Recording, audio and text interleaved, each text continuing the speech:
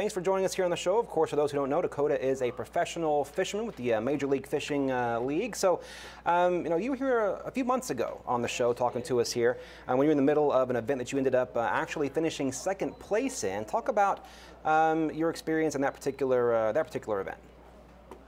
Yeah, man, that's a great week of fishing. We had a really good event there at Cayuga Lake in New York.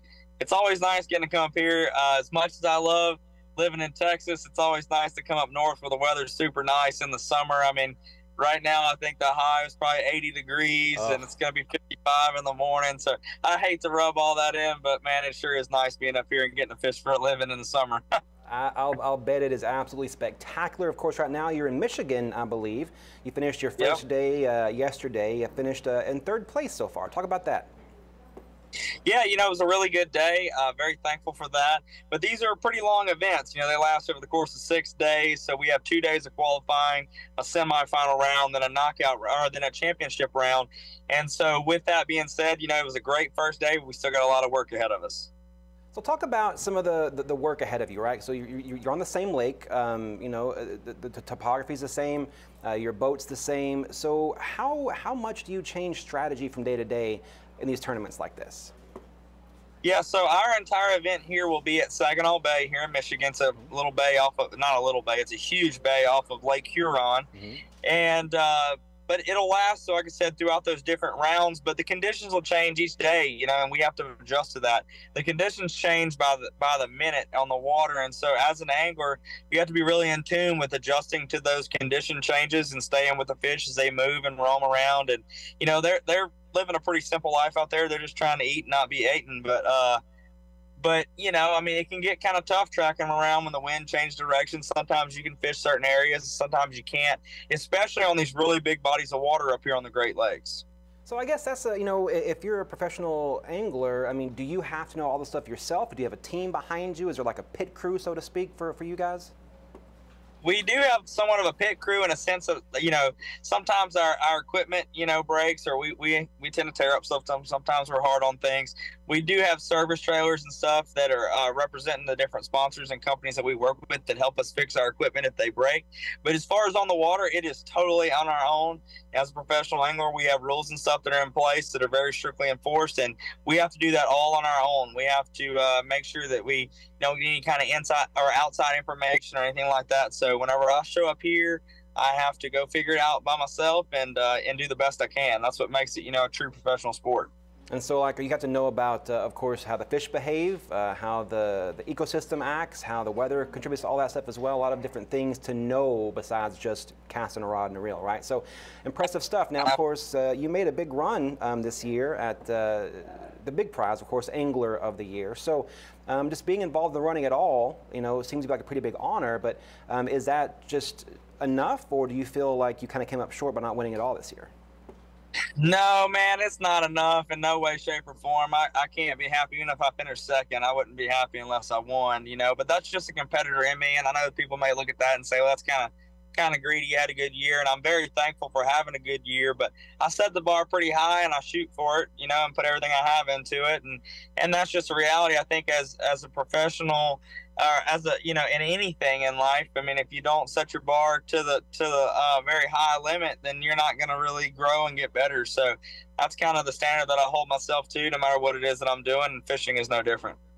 Okay, fantastic to hear that. So, of course, this is the last big event of the season. Do you have any sort of plans for the off season?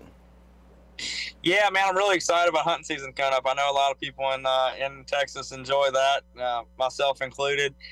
Finally got a house of my own built there. They're actually finishing up with it this week there in East Texas on Lake Sam Rayburn. So I'm really excited about that, getting to go back home to my own place for the first time ever.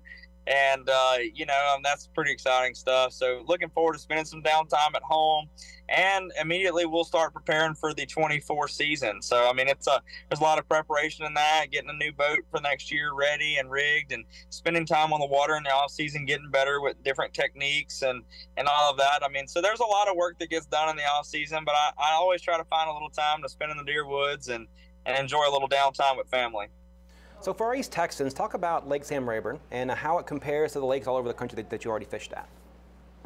You know, what's interesting about Sam Rayburn is it's a very diverse and ever-changing fishery. Sometimes the water's high, sometimes the water's low, sometimes it has grass, sometimes it doesn't. It always seems like there's a new challenge at Sam Rayburn. And so because of that, you know, living there over the last several years has kind of prepared me to make those adjustments, you know, as I travel around the country and compete. So Sam Rayburn has been a really good place for me to learn a lot of the things that I get to apply all over the country. It's a great place to live and fish. Fantastic. So of course, being a MLF pro fisherman, does that put restrictions on like what you can do outside of those sanctioned events? You know, from Major League Fishing standpoint, no, it doesn't. Like, they don't care if I enter in local tournaments and stuff like that.